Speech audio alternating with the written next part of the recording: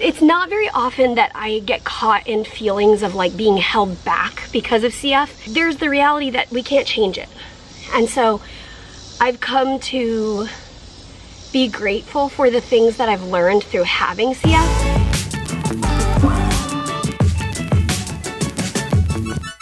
Good morning, guys.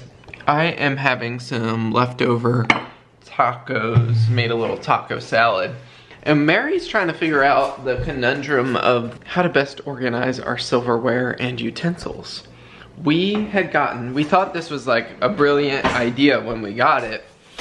I think it was around when we first moved into the house, we got this organizer here, which you put the silverware in, and it's like super low profile because it kind of stacks in there.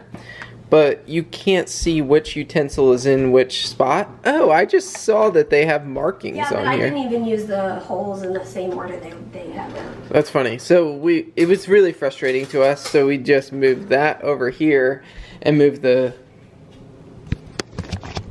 It was frustrating to who? Me. Mary did it. You would go like this. Mary did this is how it would go. Every time I grab a spoon when I wanted a fork, and I grab a fork when I wanted a spoon. So Mary just moved.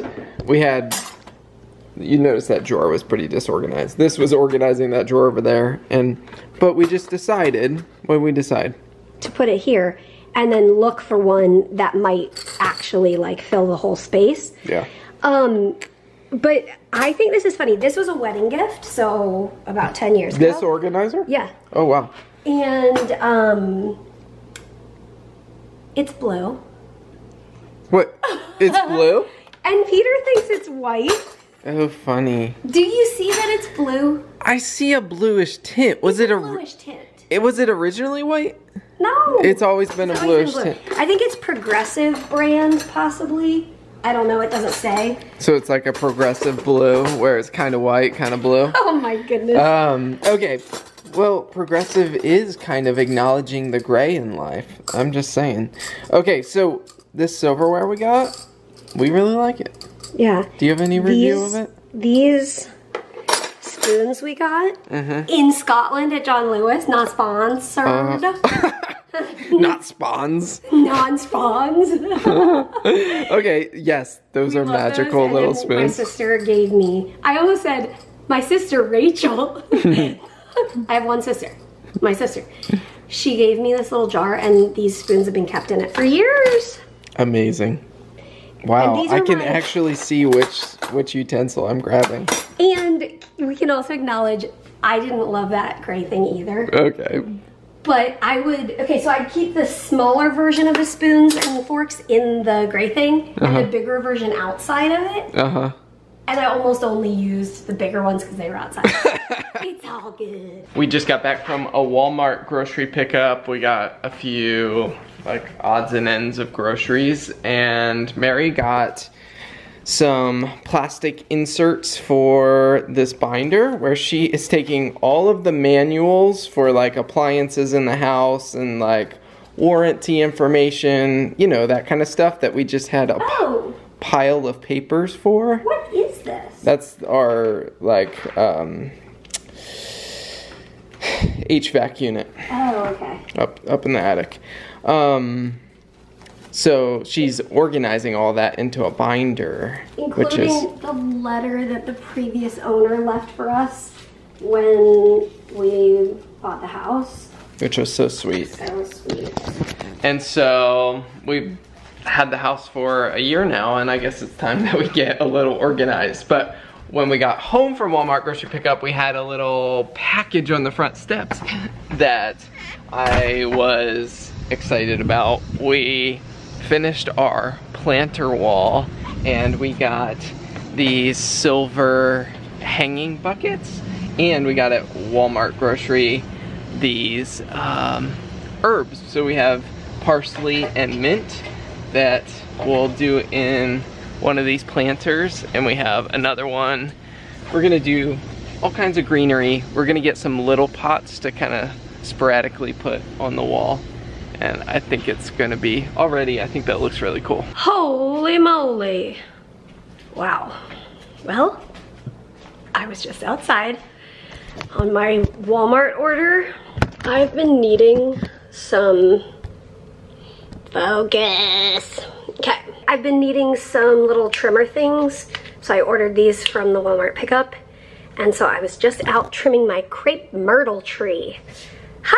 It's hot out. I just went back out and finished getting all the little twigglies that I trimmed off and put them where they were supposed to go. So now, yes. Oh my goodness. That's so hard. But most things in life that are worth doing are hard. Right? Oh, good. You gonna join me? Sunny couch or leather couch? Where are you gonna go? Gonna jump up? Harry, you wanna come join me?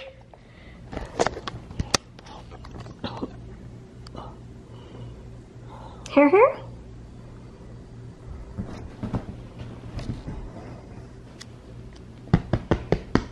Hi. Oh, you want snugs? Of course. Of course I'll give you snugs. Yay. Oh! This is totally random, but I thought while I'm laying here thinking about it, I'd tell you guys.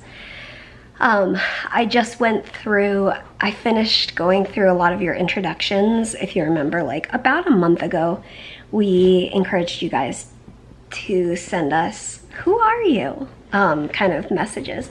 And so I just finished going through those, and I know from those messages, a lot of you guys are interested in the medical side of life. And for many of you, that's what brought you to the Frey Life, whether that was you're a nurse learning how to access a portacath, or you are a patient who's about to get a portacath or a feeding tube, or you have a child who was just diagnosed with cystic fibrosis, or whatever the reason, or you're just interested in the medical stuff. And anyway, so I was just laying here and I was scrolling through my phone and I could like hear my breath, and I thought I would show you what that, or I'd record what that sounds like. If you are interested, this is what it sounds like when I'm breathing and the room is quiet and I can hear myself breathing. It kind of sounds like Pop Rocks, if you've ever had that candy. How can I describe it? Well, here's the clip of me breathing. Let me know what you think it sounds like.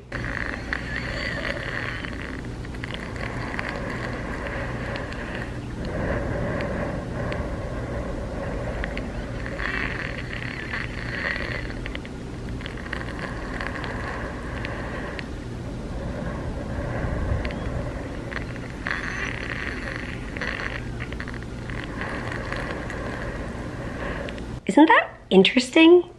I think that's a really weird thing, that breathing sounds like that. Well, my breathing anyway. Some days it's louder and some days it's quieter. I feel like today, I mean, it was loud enough that I kind of noticed it, but some days it's pretty pronounced. Like Peter can hear it, or if I'm on a FaceTime call, my friend will be like, oh, I hear you crackling. So anyway, snap, crackle, pop. Really? Oh yeah? Really? You want second dinner? You do? Okay. Okay, I was going to tell you about our dinner plan, but first I'm gonna feed Harry. Oh, you need some dinner? I will gladly give you some dinner. Time for our dinner. Time to prepare our dinner. Where? Okay, right here. Taco meat, the rest of the taco meat that Peter made yesterday. We will use the rest of that, and I will pour it into some spaghetti sauce, and we'll have some spaghetti. Do you want to watch the food cook with me? Riveting. Somebody wants to watch the food with me.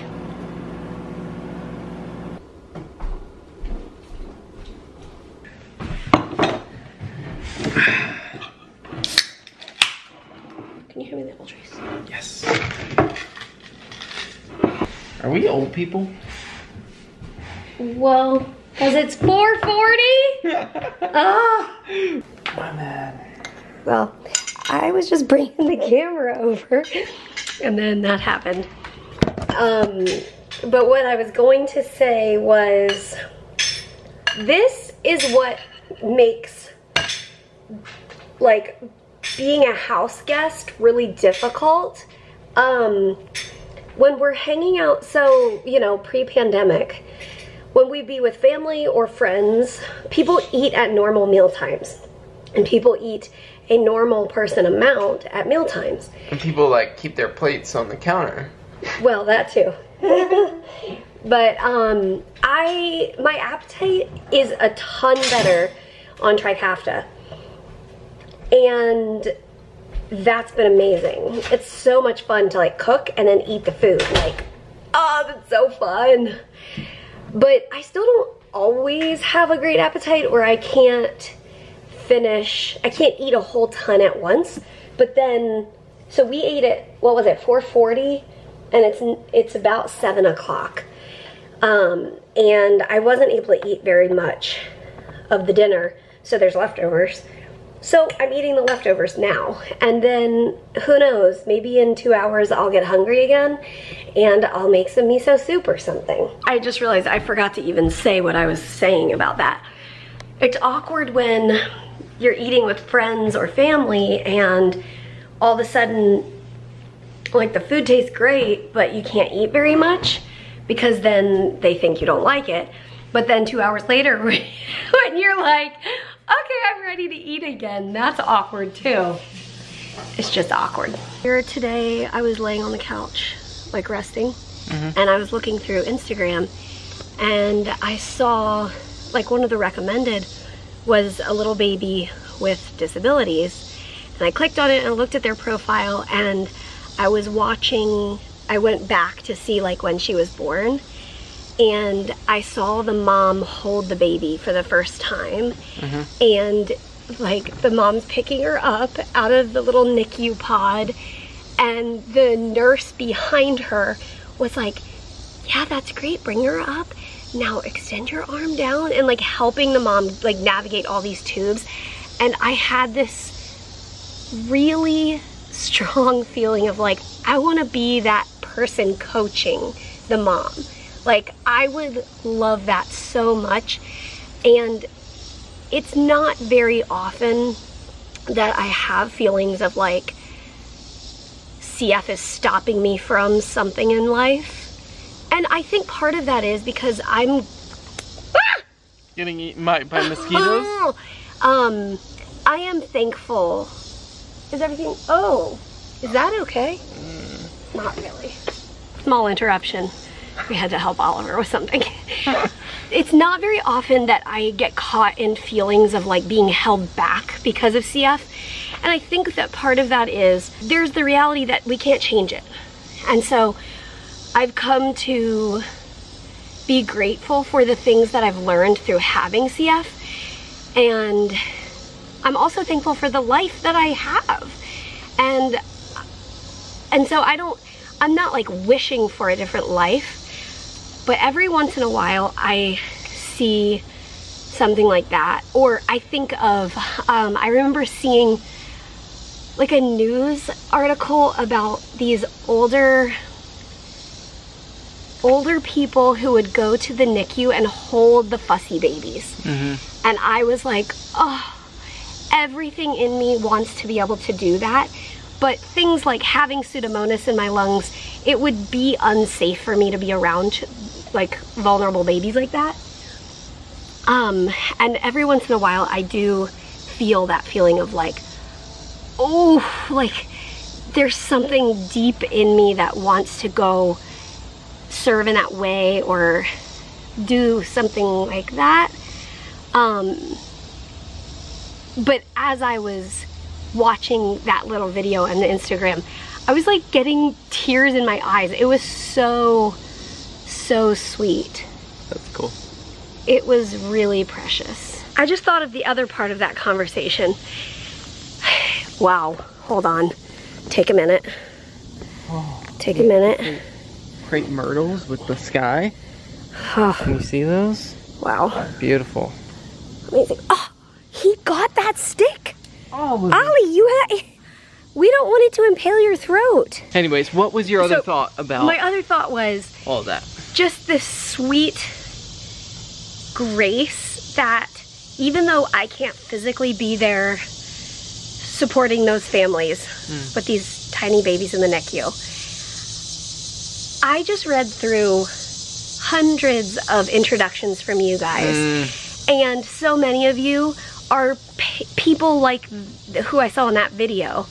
Not those exact people, but people like that who said like, oh, my child was in the NICU and I had to research airway clearance or whatever it is, feeding tube. Yeah. And so just the sweet gift it is that even though I can't be there in person, that we can be involved in a different way. Yeah. So it's a gift. It is. Yeah, we're able to. That so many of you welcome us into your homes, and yeah, even though you can't be in the NICU, I'm in the NICU in my heart. You're helping moms. Yeah, it's pretty cool. So I'm thankful. And as always, we'll see you tomorrow. Good night. Good night, Mr. Poodle. Do you think we should? Oh, you want to go on a toad hunt? Do you want to go on a walk? Let's go.